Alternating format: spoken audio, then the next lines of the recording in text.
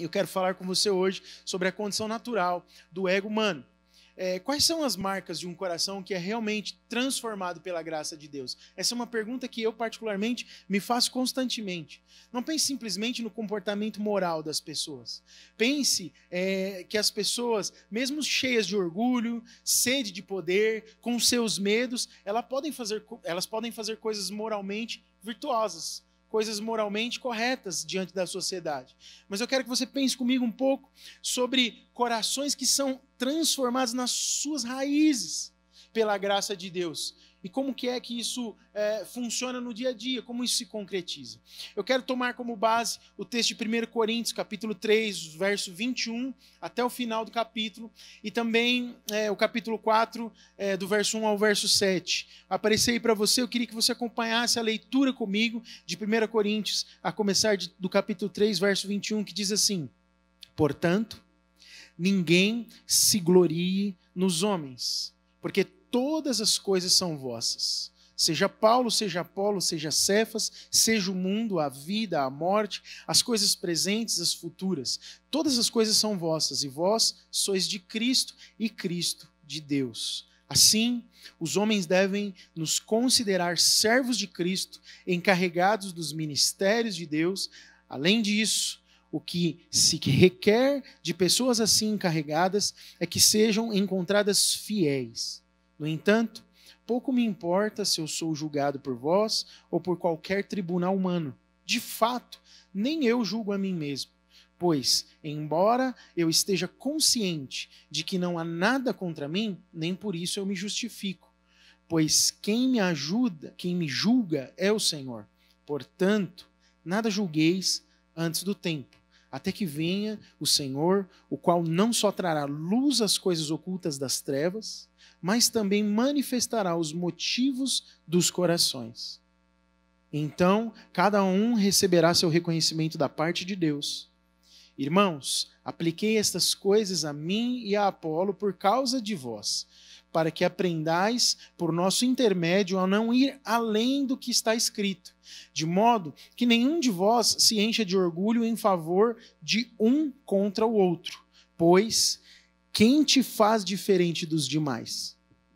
E o que tens que não tenhas recebido? E, se o recebeste, por que te orgulhas, como se não o tivesse recebido? Uau! É um texto certamente que nos leva a pensar e que nos chama à necessidade de uma reflexão profunda. Se a gente for olhar um pouco o contexto da igreja de Coríntios, havia uma divisão na igreja de Corinto, uma igreja que foi fundada pelo apóstolo Paulo, mas como a gente percebeu nas referências dadas pelo próprio apóstolo Paulo no texto que lemos, Apolo e Cefas, que era Pedro, passaram por lá, eram grandes evangelistas também, e eles passaram por aquela cidade e tiveram muita influência na vida daquela igreja. Consequentemente, diferentes pessoas então desenvolveram vínculos também com Apolo, também com Cefas, também com Pedro. Não era só com Paulo.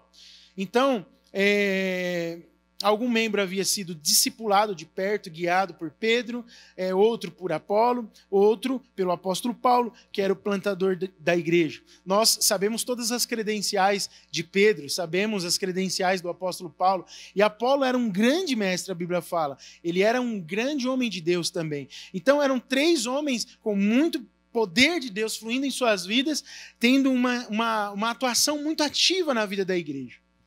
Em vez dos irmãos de Coríntios se alegrarem pelo fato de terem a presença de 3 referências tão poderosas e usarem isso a seu favor, e se relacionarem tanto com Paulo como Apolo de uma forma positiva, eles incorreram em alguns erros e por isso Paulo escreveu isso a eles. Eles se valem dos relacionamentos com os seus discipuladores, digamos assim, como um trampolim para um jogo de poder. Surgiram então facções, divisões na vida da igreja, e isso fragmentou, isso dividiu a igreja de Corinto. Um reivindica o direito de ser líder porque foi discipulado por Paulo, o fundador, o apóstolo plantador de igrejas. O outro reivindica o direito porque foi por Apolo. Foi Apolo que se importou mais com ele, foi Apolo que cuidou da igreja num determinado momento, foi Apolo que o discipulou. Então, começa a haver essa divisão, essa dissensão. Nessa passagem, então, Paulo ele mostra que a causa da divisão, da dissensão na igreja é o orgulho e vanglória. Repita comigo aí onde você está. Orgulho e vanglória. Esse é o motivo dos desentendimentos que estavam acontecendo ali. Da falta de paz, das inimizades, e isso acontece seguramente no mundo hoje. Falta de paz, inimizades, guerras, elas existem por causa de orgulho e por causa de vanglória. Observe no verso 21 já. Eu acho que nós temos esse texto, dá para a gente projetar aí. O verso 21, logo no início, quando eu li, ele diz o quê? Portanto, ninguém se glorie os homens. Portanto, ninguém se glorie nos homens, porque tudo é vosso. Tudo é vosso. Ele começa o texto já advertindo, ninguém se glorie. Ninguém deve se gloriar em nada, tampouco nos homens. Se você continua, lá no verso 7 do capítulo 4, ele traz a pergunta, por que te orgulhas? Acho que a gente tem esse texto também aí, no rodapé. Por que te orgulhas? O verso 7 do capítulo 4. Observe também que a parte B do versículo 6, especialmente na advertência, para que ninguém o quê? Se encha de orgulho em favor um contra o outro. Se encher de orgulho em favor de um contra o outro. Então, recapitulando, desde o verso 21, o 7 do capítulo 4, e depois o 6b, diz lá, primeiro, ninguém se glorie. Segundo, por que te orgulhas? E, por fim, que ninguém se encha de orgulho em favor de um contra o outro. Em resumo, Paulo está dizendo nada de orgulho, nada de vanglória. Desse modo, a qualidade que a gente está buscando na vida das pessoas, aquilo que Paulo está querendo mostrar para os irmãos de Coríntios e aquilo que nós precisamos entender que é importante na nossa vida, é a humildade. Repita comigo, humildade. A despeito de qualquer circunstância, de qualquer intriga, nós precisamos buscar a humildade. Na contramão do orgulho e da vanglória, é importante que nós busquemos humildade. Isso nos leva a um tema bastante importante e bastante interessante, que é o tema da autoestima. No século XX, até o século XX, as culturas tradicionais, assim como as maiores culturas do mundo, né, elas sempre acreditavam que a autoestima elevada era o problema da sociedade. Então, até os anos 2000, ali o início dos anos 2000. Então vamos falar de cultura tradicional até os anos 2000. E a partir de 2001 para frente, já uma cultura pós-moderna.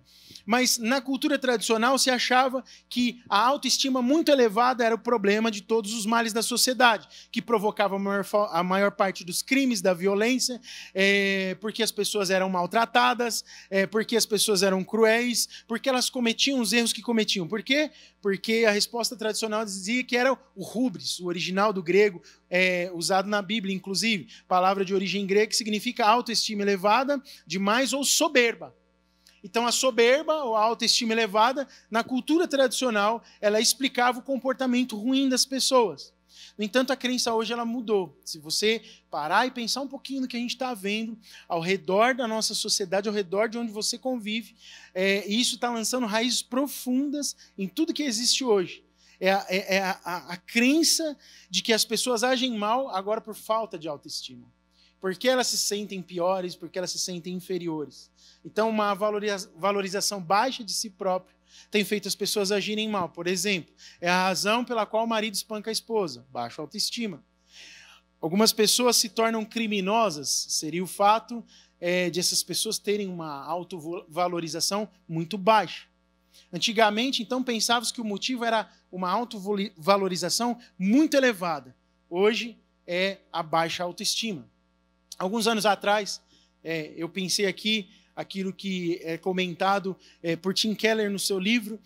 O The New York Times publicou um artigo de uma psicóloga chamada Lauren Slater, que o título em português é assim, O Problema da Autoestima. E era um estudo aprofundado sobre a questão da autoestima na vida do ser humano pós-moderno, fazendo uma análise, obviamente, do passado. Não era um artigo inovador.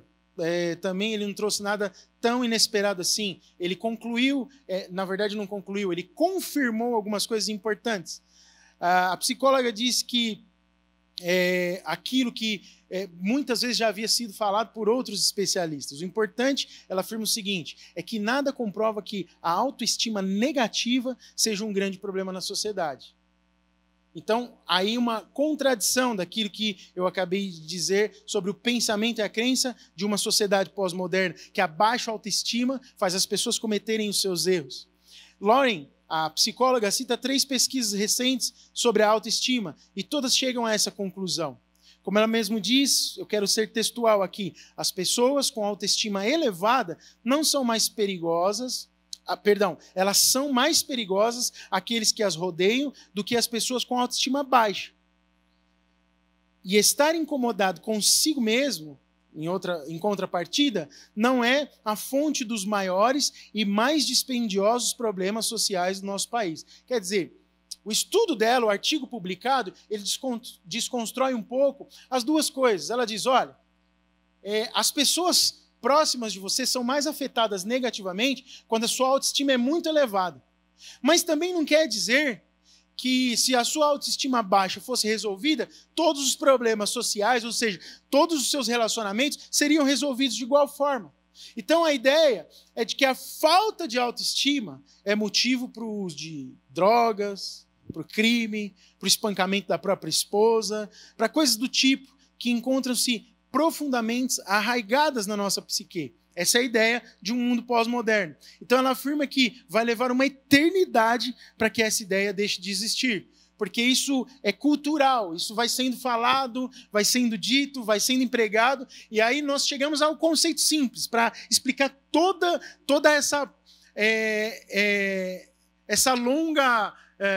esse longo pensamento exposto aqui no livro de Tim Keller, que a autoestima baixa, ou seja, alguém que vive mal consigo o tempo todo, alguém que está destruído nas suas emoções, ele é o maior fator dentro da sua autoestima pelas coisas ruins que acontecem à sua volta. Mas a pesquisa dela diz que não é bem por aí. A questão, como você percebe, é que a teoria do mau comportamento como resultado de uma autoestima baixa ou de uma baixa autoestima é muito atraente. De novo, a teoria do mau comportamento como resultado de uma baixa autoestima, ela é atraente. Por quê? Porque não é necessário fazer nenhum julgamento moral para lidar com os problemas da sociedade se você pensa assim. Basta animar as pessoas, ajudá-las, e aí elas vão se desenvolver, e aí os problemas vão ser resolvidos. Nas culturas tradicionais, para resolver esse problema, como é que era feito? As pessoas eram repreendidas, convencidas do erro e alertadas da maldade. Então, são 2 formas de lidar com o problema que nós temos visto e temos enxergado.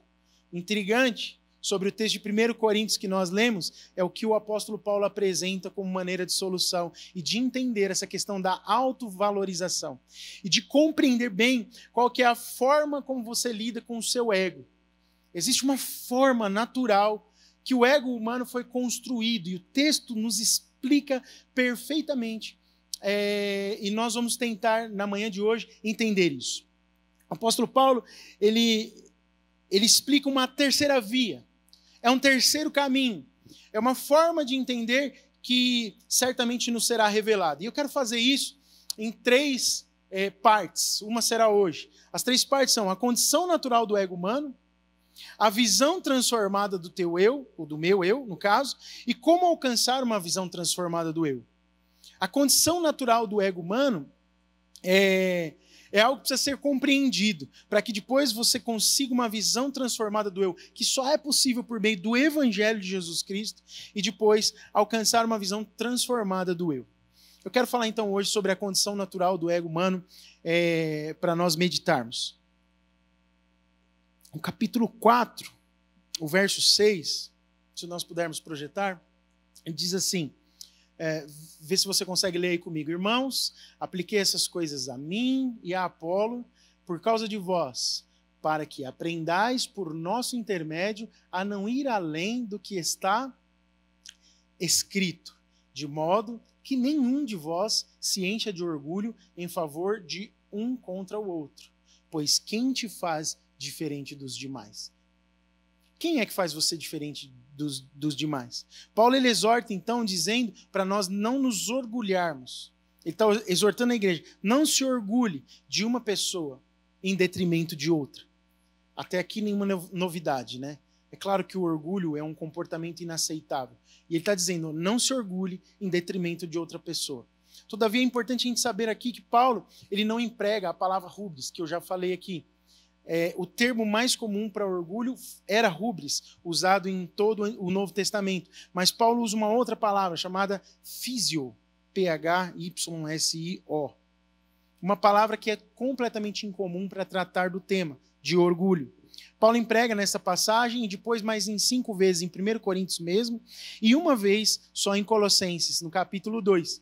Depois a gente não encontra em mais nenhum versículo da Bíblia a palavra physio, uma vez que ela é usada somente por ele. Alguns comentaristas bíblicos já chegaram à conclusão de que se trata de um tema muito específico do apóstolo Paulo para falar sobre o ego humano. Ao usar a palavra physio, ele está tentando ensinar os cristãos de Corinto como é que é o ego humano de forma natural. A palavra que ele emprega para o orgulho, ela tem um sentido muito interessante, de superinflado. É um sentido de inchaço, distendido além do tamanho. Pensa na bexiga.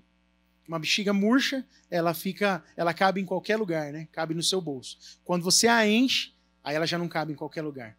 É bem esse o conceito. A palavra physio aponta para isso, superinflado. Ela está relacionada com fole, que fala de fôlego. É uma palavra bastante sugestiva. Então ela lembra a imagem dolorosa. Não sei se você... Eu lembro que uma vez eu ouvi que tinha uma cirurgia feita no estômago, onde se colocava uma bexiga de ar dentro do estômago para aumentar a saciedade e assim a pessoa comer menos e, obviamente, emagrecer. Então imagine que o seu estômago é como uma bexiga, com uma pele bem fina e que é possível injetar ar. Existem vários exames, né? Tem um exame que chama colonoscopia, que se injeta ar dentro de órgãos humanos. Endoscopia também existe esse procedimento.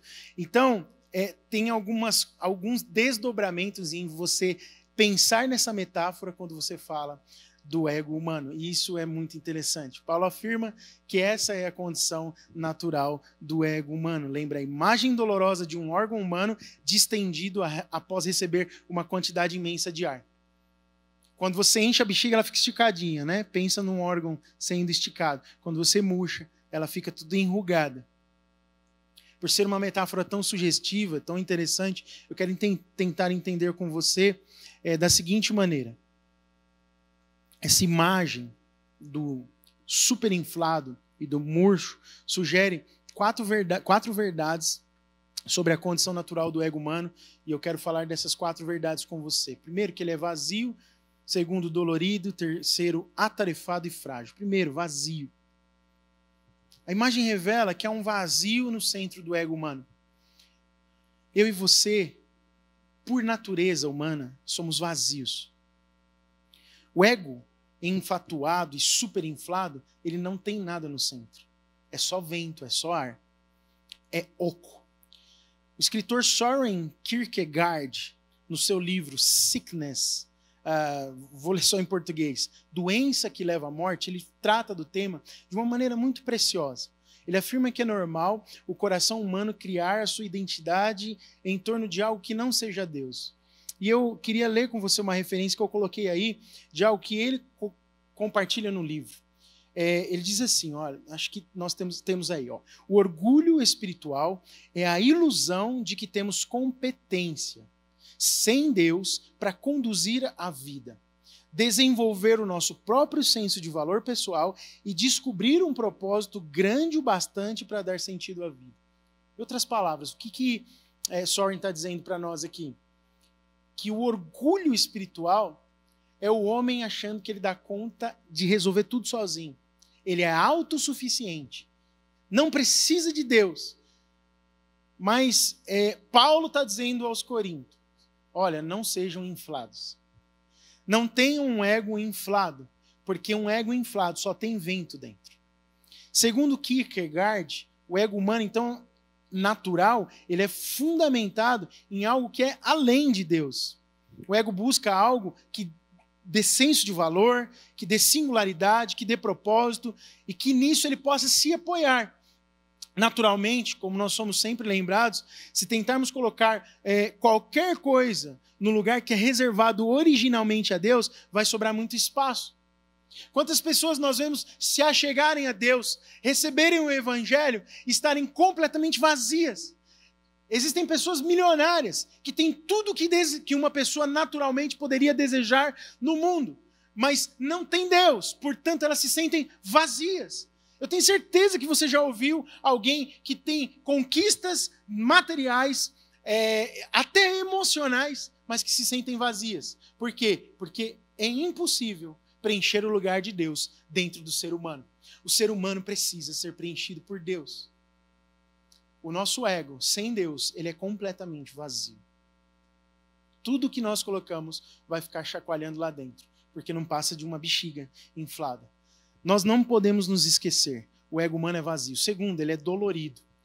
O ego humano, ele é dolorido porque tudo que é distendido e superinflado dói. Você já reparou que quando não há nenhum problema, nós não prestamos muita atenção no nosso corpo? Quando a gente faz caminhada, por exemplo, há a dificuldade de fazer exercício físico, né? Mas a gente não pensa nos dedos do pé, no quanto de peso os nossos dedos estão suportando. Por que nós não pensamos? Porque está tudo bem com eles. Nós não pensamos no trabalho dos cotovelos. Porque quando você corre, né? Como eu tenho bastante experiência com atividade física, então o cotovelo tem uma importância muito grande para o equilíbrio do corpo e para o seu arranque, né? Bom, já devo estar falando besteira demais, vou voltar para a palavra. Mas os cotovelos são importantes, mas se ele estiver machucado, se você tiver um problema de articulação, já tenta correr com o braço parado e reto assim, você vai se incomodar muito. Então, numa caminhada, por exemplo, a gente só vai perceber se tem algum problema em algum órgão do nosso corpo, em algum membro do nosso corpo, se ele tiver com problema, porque se ele não tiver, você nem percebe ele lá. Só avaliamos os membros do corpo caso tenha apresentado problema anteriormente. Isso vai acontecer por quê? Porque só chamam a nossa atenção quando tem algo de errado. Já o ego não, é diferente. O ego dói quase sempre. Repete essa frase comigo. O ego dói quase sempre. Isso acontece porque tem algo muito de errado com ele. Algo muito errado. O ego vive chamando atenção para si. Todos os dias o nosso ego chama atenção para si. Eu queria muito que você prestasse atenção nisso agora. O tempo inteiro o ego exige que a gente avalie a nossa aparência e a forma como nós somos tratados pelas pessoas. A nossa aparência e a forma como nós somos tratados pelas pessoas nos é muito importante. Tem uma citação que eu coloquei aí, quero ler com você, de Tim Keller. Ele diz o seguinte: é comum reclamarmos que alguém feriu os nossos sentimentos, mas os sentimentos não podem ser feridos. É o ego que se sente machucado. O nosso eu, a nossa identidade. Eu quero ler de novo. Se der para aparecer no rodapé, eu quero que você leia junto comigo. É comum reclamarmos que alguém feriu os nossos sentimentos, mas os sentimentos não podem ser feridos. É o ego que se sente machucado, o nosso eu, a nossa identidade. Sentimentos continuam ótimos. Eles continuam caminhando como deveriam caminhar, mas o ego é que dói. Caminhar não machuca os dedos do pé, a não ser que já tenha algum problema prévio. Da mesma forma, o ego não ficaria dolorido se não houvesse alguma coisa errada com ele anteriormente. Pense nisso, não foi o seu sentimento que foi ferido, o seu ego já tinha algum problema. Portanto, a atitude de alguém estar te ferindo é porque o teu ego tem algum problema, não é porque o seu sentimento foi ferido. Dificilmente a gente atravessa um dia sem nos sentirmos esnobados ou ignorados, sem achar que nós somos, sei lá, de certa forma até idiotas numa maneira de agir ou numa forma de pensar. Quando eu li isso, eu fui muito confrontado. Pensa um pouquinho sobre isso. Dificilmente você passa um dia sem pensar que você foi esnobado por alguém, ignorado por alguém, ou que alguém não se importou com o que você estava fazendo ou com o que você disse. Quase sempre nós temos alguma consideração a fazer sobre o comportamento de alguém em relação a nós mesmos. Isso acontece porque existe algo muito errado com o nosso ego. Algo errado com a nossa identidade, com a nossa percepção que nós temos a respeito de nós mesmos. O ego nunca se sente feliz e vive chamando a atenção para si. Quando o ego está com problemas, uma das provas disso é que ele está sempre chamando atenção para si. Terceiro aspecto, terceira coisa que nós podemos extrair dessa metáfora de Paulo aos Coríntios é que o ego é atarefado. Ele é incrivelmente atarefado. Faz de tudo para ser notado. Vive ocupado tentando preencher o tal do vazio que eu acabei de falar. E ele é incansável, sobretudo, em duas tarefas, a de comparação e de vanglória. Repita comigo, comparação e vanglória. Nós notamos essas duas lá em 1 Coríntios, no texto que lemos. Observe a frase, ela não termina com a palavra orgulho, simplesmente. Paulo não diz assim, olha, nenhum de vós se encha de orgulho, e ponto final, acabou. Não, ele fala, olha, nenhum de vós se encha de orgulho em favor de um contra o outro. Comparação. Em favor de um contra o outro. Essa é a própria essência do que significa ter um ego humano normal. Comparar-se. Na tentativa de preencher o vazio e de lidar com o desconforto, o ego vive se comparando com outras pessoas. E ele faz isso o tempo todo. No livro Cristianismo Puro e Simples, de C.S. Lewis, ele escreve um capítulo precioso só sobre o tema do orgulho. E nele, Lewis ressalta que o orgulho ele é competitivo por definição. O orgulho é competitivo por definição. Alguns de nós somos mais competitivos do que outros, mas a gente está sempre querendo ganhar. A gente está sempre querendo estar à frente. Isso é próprio do ser humano. Não adianta eu querer dizer para você que o que eu estou falando aqui não se aplica à minha vida. Tem tudo a ver comigo. Tem tudo a ver com você. Nós não podemos fugir disso. E Lewis, falando sobre isso, ele faz algumas citações importantes. Por exemplo, a competitividade é o que se acha no âmago do orgulho. O orgulho, ele não se satisfaz em ter uma coisa. Olha só como isso é importante. Mas em ter essa coisa em quantidade maior do que as outras pessoas. É mais importante você ter mais do que os outros do que simplesmente ter. Porque às vezes a gente tem, e está tudo bem, e está legal, e nós estamos felizes com aquilo. Mas às vezes é melhor ter mais do que os outros por causa da maldição da comparação. Dizemos que as pessoas se orgulham de ser ricas, espertas, bonitas, mas isso não é verdade. Elas têm orgulho de ser mais ricas, elas têm orgulho de ser mais espertas, elas têm orgulho de ser mais bonitas do que alguém. Não é uma questão só a meu respeito, é uma questão que é em detrimento de alguém. Se todos fossem igualmente ricos, ou inteligentes, ou bonitos, não existiria motivo de orgulho. Em outras palavras, temos que o orgulho apenas de ser mais bem-sucedidos, o orgulho que nós temos não é uma questão só a nosso respeito. Eu quero ser bem-sucedido porque tem a ver comigo. Não.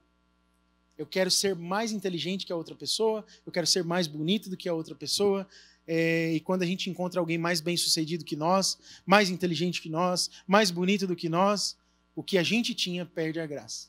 É por isso que a gente vive numa sociedade pós-moderna tão doente. Pessoas destruindo o próprio rosto. Pessoas belas. Se você navegar pouco na internet, você vai ver. Mulheres bonitas, transformando o seu rosto, porque elas querem ficar mais bonitas. O nariz tem que ser dentro do padrão, porque a outra pessoa tem uma aparência melhor do que a dela. O corpo, o exterior, a estética, o dinheiro, o recurso, o poder, aquilo que o dinheiro pode te dar, as coisas que estão no momento, na moda, você tem que ter, tem que ser melhor. Quantas pessoas assim agem assim no mundo? É uma busca incessante do ego para preencher o seu vazio.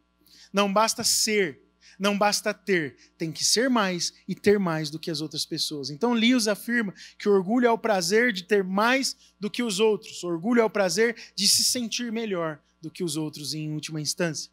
A cobiça sexual pode levar um homem até a se deitar com uma linda mulher e ter uma relação sexual com ela. Ele faz isso porque deseja, por causa da cobiça, mas o orgulho pode levar um homem a ter relações sexuais com uma mulher, somente com o intuito de provar para si e para outras pessoas que ele é mais capaz do que os outros. O orgulho vai destruir, então, a capacidade de um homem assim, ou de uma mulher que haja da mesma forma, de simplesmente ter prazer numa situação, mas eles querem ser melhores do que os outros. Interessante, né? Que quando criança, e eu tenho certeza que isso vai vir à sua mente, algumas situações, a gente muitas vezes é encorajado pelos nossos pais a fazer coisas que a gente detesta, que a gente não quer, porque alguém está fazendo. Ah, vai estudar piano. Por quê? Porque o filho do vizinho está estudando e piano é bom. Então aumenta a sua capacidade cognitiva, você vai ficar melhor em matemática. Ah, entra no locomotiva. Por quê? Porque é bom. Tocar violino é maravilhoso. Vai lá. Por quê? Porque alguém está fazendo. Quantas vezes, se você for pensar na sua história passada, na sua infância, você acabou fazendo coisas com a motivação errada? Porque você precisava fazer, porque alguém estava fazendo, e aí você muitas vezes dava com um burro na água. Quando a gente hoje é motivado por questões erradas como essa, a gente foge do propósito, porque a gente está tentando só alimentar o ego. É isso que o ego faz o tempo inteiro. Trabalhamos em coisas que não gostamos, fazemos dietas que detestamos, fazemos as coisas que são insuportáveis a nós, realizamos todo tipo de coisa, não pelo prazer de realizá-las, mas apenas para construir um currículo que impressione as pessoas. Você tem que ser melhor, você precisa ser melhor. Isso está arraigado na cultura, na mente das pessoas. Quando nós nos comparamos com os outros, nós vamos tentar sempre nos sobressair. Eu lembro que meu pai tinha uma frase que ele falava sempre para mim. Eu não quero saber do seu amigo da escola. Eu não quero saber do Joãozinho, Rodrigo, eu quero saber de você. Minha mãe falava muito isso para mim também. Ah, mãe, eu tirei vermelha em português, que era a minha matéria ruim. Não, mas o Joãozinho vai muito mal em matemática. Mas eu não quero saber do Joãozinho. Eu quero saber de você. Você já ouviu isso do seu pai e da sua mãe? Tenho certeza que você já ouviu isso. Porque nós sempre nos comparamos, querendo dizer que, por mais que nós não estejamos tão bem assim, tem alguém pior. É uma questão de que o nosso ego é satisfeito não com aquilo que temos, mas em saber que alguém está pior do que nós. Esse é o ego humano. Eu espero que você não esteja ficando desanimado em se descobrir em algumas dessas situações. Mas esse é o retrato claro do ego humano. Com isso, nós vamos sempre tentar ser melhor e sempre desenvolver um currículo pessoal que aumente o quê? A nossa autoestima. Logo, porque se a autoestima baixa é o problema dessa geração pós-moderna, dessa era pós-moderna, então nós precisamos melhorar o currículo, precisamos estar bem, precisamos estar voando, melhor do que todos, para que a gente tenha uma boa autoestima, e aí acabam-se os problemas da sociedade. Uma vez que nós estamos desesperados por compensar o nosso sentimento, na realidade, o sentimento de vazio, de impotência, que só pode ser preenchido por um Deus, pelo Evangelho, pela presença do Espírito Santo dentro de nós. O ego, então, ele vive muito ocupado o tempo inteiro, querendo se sobressair. Mas eu quero falar por fim, a última característica, além de atarefado, o ego ele é frágil. Isso acontece porque qualquer coisa que é superinflada, ela corre o perigo iminente de estourar. A bexiga, pensa na figura da bexiga. A bexiga, quando muito cheia, chega um momento que você tem que parar, porque se você continuar, o que vai acontecer? Ela vai estourar. Então, bexigas cheias são coisas delicadas. O ego inflado, ele é muito frágil. Por que ele é frágil? Porque ele pode estourar a qualquer momento. Se eu estou dilatado com ar, em vez de estar abastecido com algo sólido, não faz nenhuma diferença, então, se eu estou super ou desinflado. Pensa nisso comigo agora. Isso aqui é chave. É chave para mudar vida, é chave para entender o propósito de Deus, é chave para entender o seu relacionamento com Ele. Vou falar de novo. Se você estiver dilatado com ar ao invés de algo sólido, não vai fazer nenhuma diferença se você está super inflado ou desinflado, porque no fundo, o que você tem dentro de você é nada. Cheio ou vazio, o que você tem dentro de você é nada. Complexo de superioridade e complexo de inferioridade, então, são basicamente a mesma coisa. Pega essa chave para a sua vida.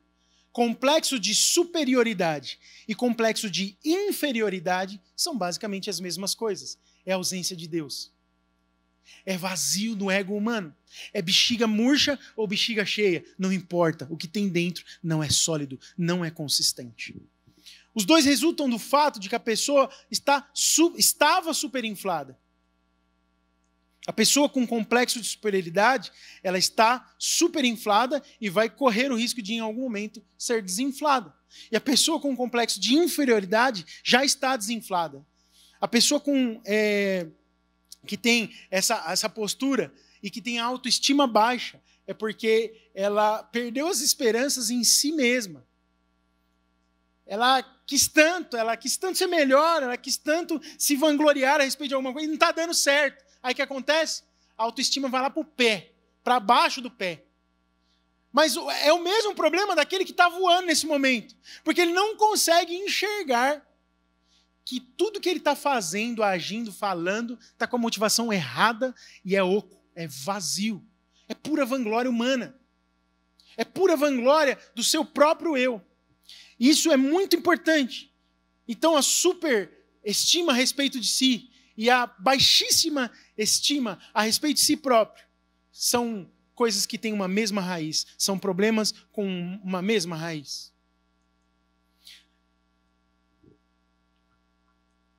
Desinflado ou em perigo iminente de ser desinflado, então é a mesma coisa.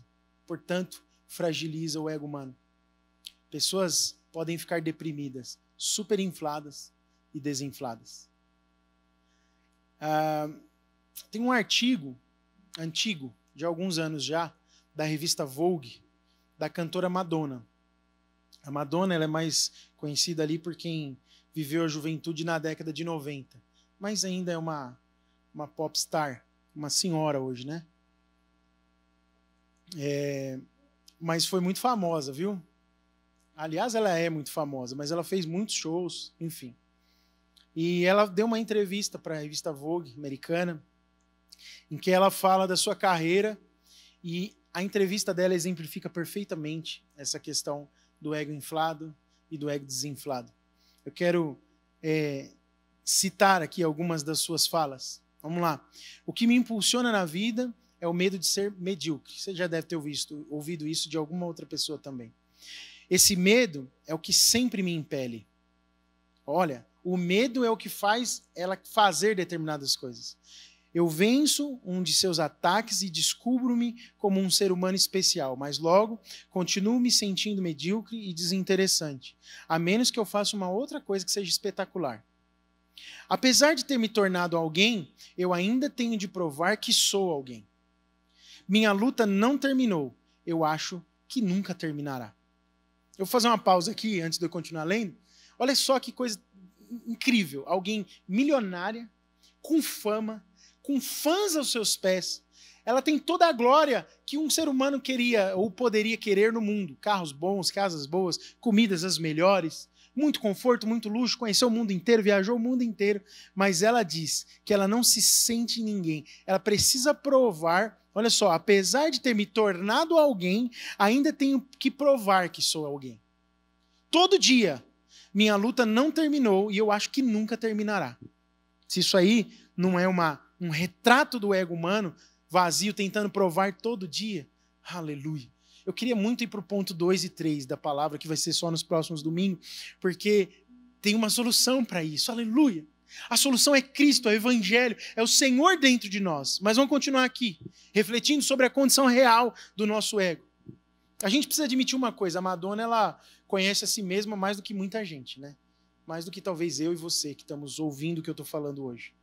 Sempre que realiza algo, ela pensa o quê? Agora tenho a confirmação de que sou alguém, mas no dia seguinte percebo que se não continuar avançando, não sou ninguém. Meu ego nunca fica satisfeito. Minha autoestima, meu amor próprio, minha necessidade de saber que sou mesmo alguém, nada disso é preenchido. Quer dizer, se ela não fizer algo muito superior ao que ela fez ontem, ou maior do que as pessoas estão fazendo, ela não se sente alguém. Quando as pessoas falam bem de mim e as revistas e os jornais me elogiam, eu acho que eu cheguei lá. Mas no dia seguinte, tenho de procurar aprovação de novo em outras coisas. Por quê? Por quê, irmãos? Porque o ego ele é incansável. No ponto anterior, eu falei que o ego é atarefado. Ele é incansavelmente atarefado. Ele vai o tempo todo. Não tem limite. Se você acha que você alcançou alguma coisa que te satisfaz na alma hoje, pode ter certeza, amanhã vai surgir outra. Nada vai te satisfazer como Cristo, como o Senhor Jesus faz. Um buraco negro, ego. Por mais que eu abasteça a despensa, vai estar sempre vazia. Todas as manhãs, você vai lá e põe vários itens, põe várias coisas, mas à noite vai estar vazia de novo. Você vai se tornar alguém, mas você ainda vai se sentir com a necessidade de ser alguém. A gente pode até achar que a Madonna é neurótica aí na sua forma de viver, né? Mas na verdade eu acho que ela tem um bom autoconhecimento. Eu quero concluir a palavra de hoje, falando um pouquinho para você sobre a conclusão que Paulo chega quando ele está falando a respeito do ego humano e do estado natural do ego humano. Paulo diz que esse é o estado natural do ego humano, superinflado, ora desinflado. A questão toda não está na cultura tradicional que diz, olha, o problema está no orgulho exacerbado pessoal das pessoas e aí esse é o mal da sociedade. Também não está necessariamente naquilo que se vive muito hoje. Olha, melhora aí a autoestima que tudo vai melhorar à sua volta. Não. O ego humano, ele sempre vai precisar ser preenchido pelo Senhor. Porque senão ele vai ser só ausência ou presença de vento, ou seja, de nada. Disso que Paulo está falando, a igreja de Corinto. Todas essas pessoas que brigam por causa dele, Paulo, eles estão reivindicando um relacionamento especial com ele, o apóstolo Paulo. Eles só estão exibindo uma tremenda dose de orgulho. Olha, os irmãos brigando por causa de ser de Paulo ou ser de Apolo. Fala, então pensar em mim, pensar a respeito de mim, pensar que tem um relacionamento íntimo comigo, te faz querer se vangloriar em relação ao seu irmão em Cristo. Você está exibindo uma tremenda dose de orgulho aqui. Pessoas assim são incapazes de se deleitar simplesmente no fato de que são amigos de alguém. Eu sou amigo do apóstolo Paulo. Em outras palavras, era isso que ele estava querendo dizer. Se deleite na amizade que tem comigo. E não tente usar ela como um trampolim para ser melhor que alguém. Usa um relacionamento com o apóstolo para afirmar que são mais importantes do que os outros membros da igreja. Ah, eu tenho um relacionamento íntimo com o pastor. Ah, eu conheço o fulano de tal. Ah, eu conheço o pregador Master Blaster Ultra Top da internet hoje. Sabe aquele que tem milhões de seguidores? É meu amigo, tomo café com ele. Em outras palavras, Paulo estava falando sobre isso. Que vanglória é essa? É o ego humano. É querer algo que não faz sentido nenhum. Veja bem, ele não disse não precisam ser os meus amigos. Muito pelo contrário. Mas ele estava dizendo em outras palavras, desfrutem do fato de sermos amigos. E não queiram usar isso de uma forma escusa. É desejo de Paulo, então, que as pessoas para quem ele estava direcionando a carta vejam a diferença que o evangelho faz. E como é que esse evangelho transformou tudo para ele. O texto de Coríntios, o capítulo 4, verso 3 e 4, ele diz exatamente a respeito disso. Olha, eu nem julgo a mim, Paulo fala. Né? Eu não tenho nada do que me envergonhar, não estou em falta. Mas nem assim eu julgo a mim. Então não vamos julgar uns aos outros. Não vamos também nos vangloriar e competir e ser orgulhosos. Paulo mostra à igreja de Coríntios, então, que o evangelho transformou o seu interior.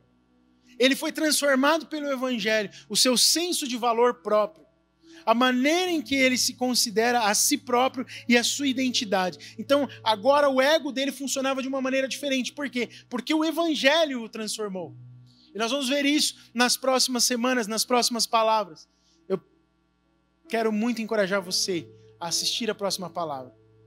A estar conosco domingo de manhã. Porque nós vamos ver a visão transformada do ego.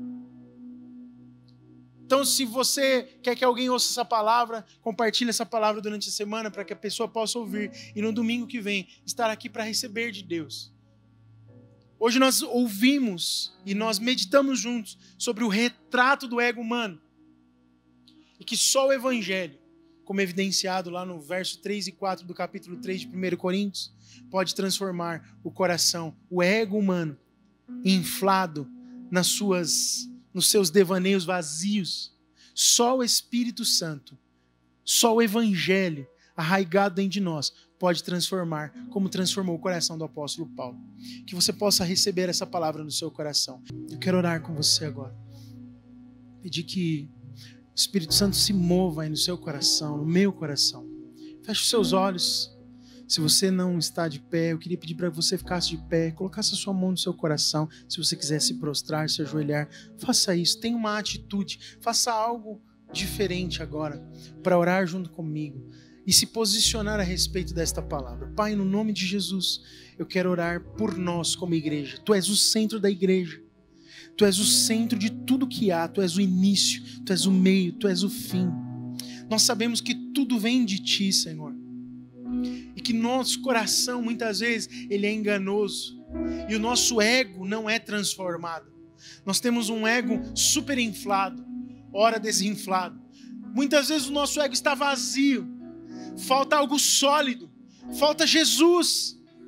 Falta o Evangelho preenchendo o nosso interior para que a gente possa lidar de uma maneira apropriada. O Evangelho seguramente é uma terceira via.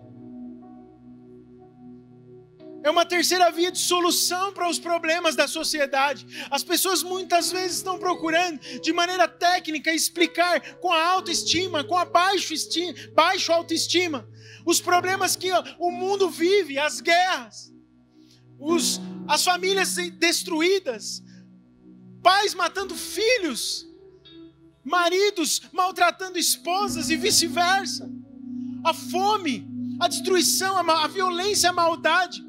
Mas nós explicamos isso com a ausência do Evangelho. A terceira via de solução para os problemas da humanidade, não enxergada pela grande maioria das pessoas. Nós não precisamos de um livro de autoajuda para melhorar a nossa autoestima. Nós precisamos de Cristo Jesus no centro. Precisamos do Evangelho se movendo em nós. Porque se Cristo é tudo em todos, e se nós somos de Cristo e Cristo sendo de Deus, Ele tem o melhor para nós em todas as áreas. Ele sabe qual é o melhor carro para você. Ele sabe qual é a melhor casa para você. Ele sabe qual é a melhor situação que você precisa viver. Porque o alvo é que o seu ego e o meu ego sejam transformados para parecer com Ele. Portanto, diz o apóstolo Paulo também, em tudo dai graças. Em tudo dai graças. Porque não importa a circunstância que você esteja vivendo, nós precisamos crer como Romanos 28 diz. Todas as coisas estão contribuindo para o nosso bem. E no final nós teremos a revelação plena do que Jesus queria fazer com aquelas circunstâncias que estávamos vivendo. Que nós tenhamos uma semana abençoada, de egos completamente transformados pela presença de Deus. Aleluia. Diga amém. Diga amém. Aleluia. Oramos no nome de Jesus.